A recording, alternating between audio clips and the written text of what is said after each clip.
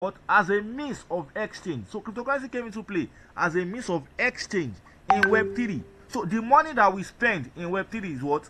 Cryptocurrency. So that's the money that we spend in Web3. We spend cryptocurrency in Web3. So if anybody should give you a job to do in Web3, what they pay you is crypto. Just like if anybody should give you a job in Web2, what they pay you is with your what? Your naira. Either your 1,000 naira, 2,000 naira, 500. Do we get the difference now? So every what's it called evolution has a means of exchange. So the only kind of money that is compliant with Web3, that is decentralized. You know that Web3 is decentralized. So they need a means of money, a form of money that is also what? Decentralized. That is why what's called cryptocurrency came into play. So the only money that fits into that what's it called? That space is crypto. Cryptocurrency is a kind of what's called digital asset that is decentralized. Web3 is a what's called word that is decentralized. So those two need to come together to work as one. When it comes to your Web2 is centralized. So automatically they also need a form of money and a form of exchange that is what? Centralized. That's where your money comes into play. Your naira note and the likes. Are we getting their differences, please?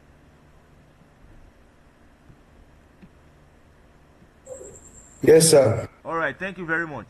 Now, moving on to the next. When we talk about examples of cryptocurrency, we have the likes of Bitcoin.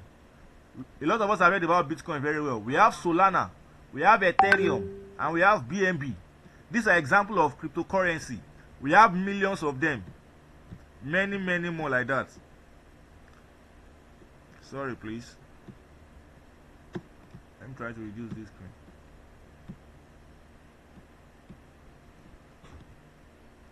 Now, what makes cryptocurrency different? Now, look at it here.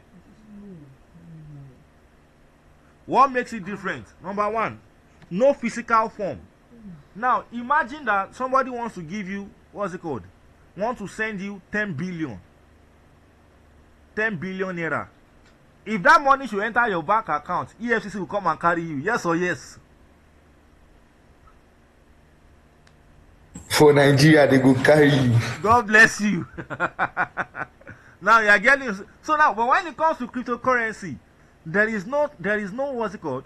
There is no limitation to any form of what's called amount you can collect.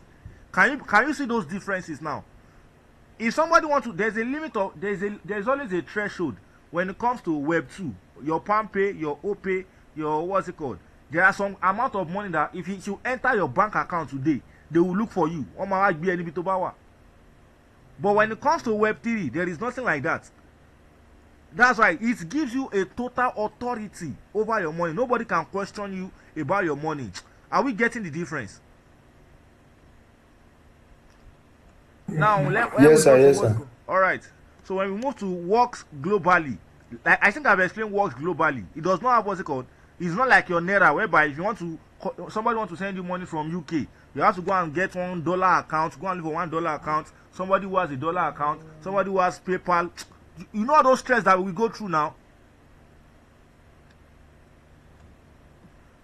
So when it comes to Web3, what's called cryptocurrency, there is nothing like that. So cryptocurrency works globally.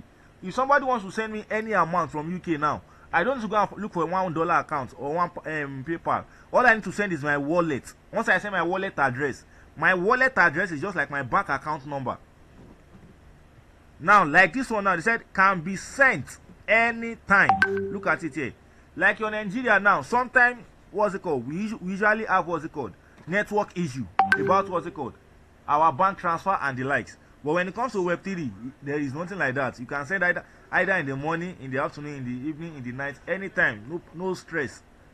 Now, and thirdly, number 4, we have peer-to-peer transactions. What does peer-to-peer mean? That is, you can transact with what's called the other party without anybody being an intermediary between you. Do we understand?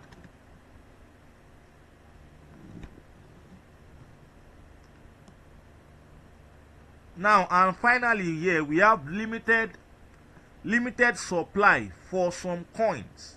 We have limited supply for some coins. Now, you see, let me explain this one. Have you ever wondered that why is it that Nigerian money always loses value almost every year? Have you tried to ponder on it, that what's the problem and what can be the solution to that